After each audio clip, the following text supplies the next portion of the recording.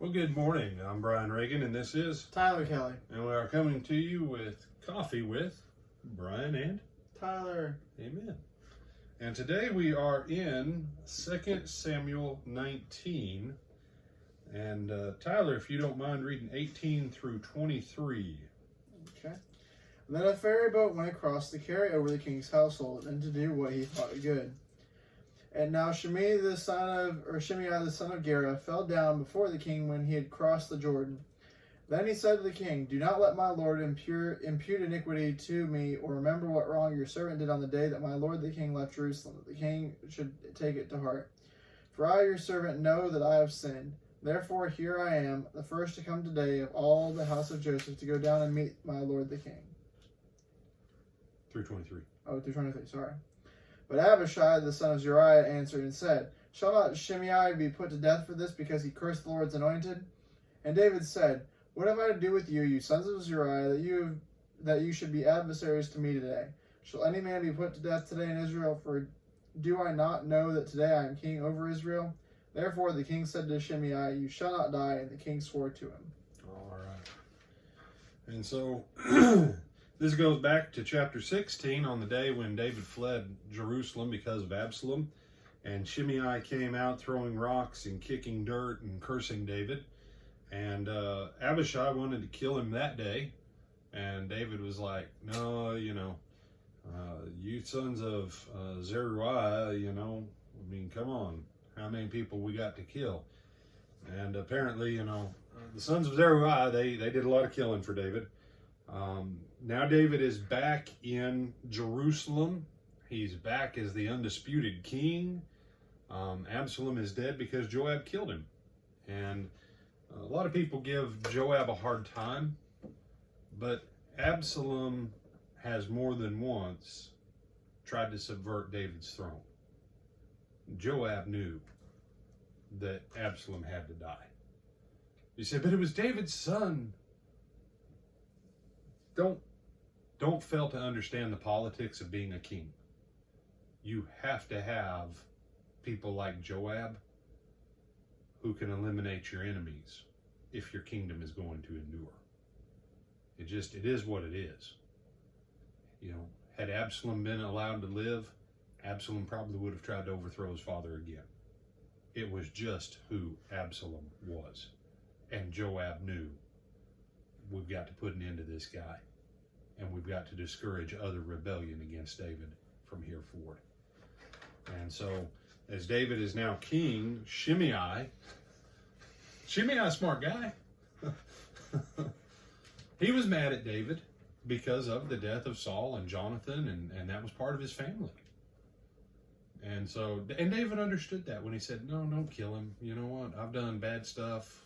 And you know what? He's cursing me because it's from the Lord, and we're just having a bad day today. Just let the guy go. Let it be.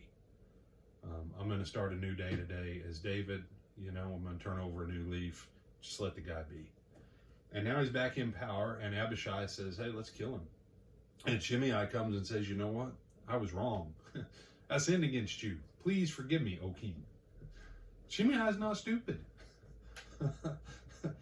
David's back in power. I got to get right with him now. I can't wait 6 months. And there is a point sometimes where, guess what? Sometimes a situation requires for you to let it lay and let temperatures cool. And sometimes a situation requires that you need to go and make peace right now. And you need to study the scripture so that you know which situations require which.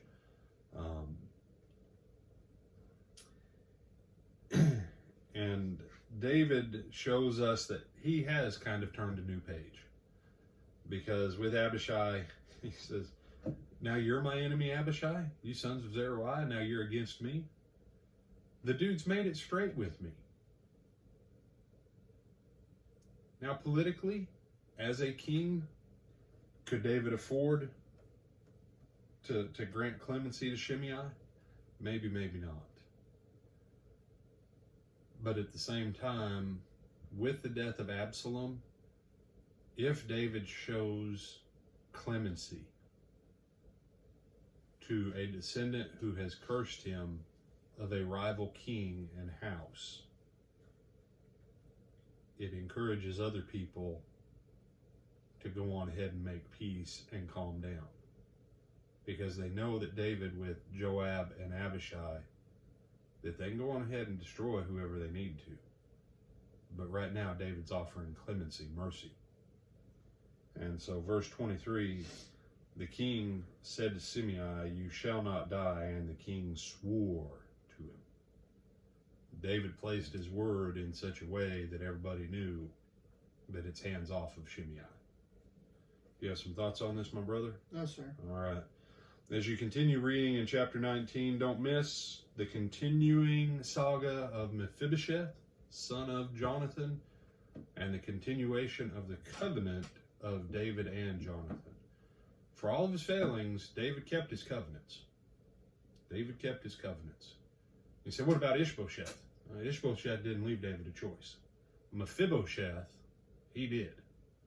And Mephibosheth, he's a cripple and everything else. And as you continue to read about Mephibosheth, David will do for Mephibosheth almost as much as he would have done for Jonathan, because he made that covenant with Jonathan all those years ago.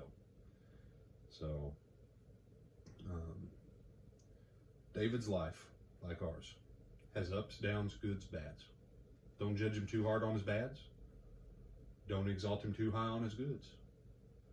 But rather look for the continuing line of trying to be right with God even after he fails, to get back up and go again. You know the proverb, don't you, Tyler? A righteous man rises how many times? Do you remember that one? No, sir. A righteous man rises 7 times. Now, what's the key to rising 7 times? If I rise... That means you were down 7 times. I was down 7 times.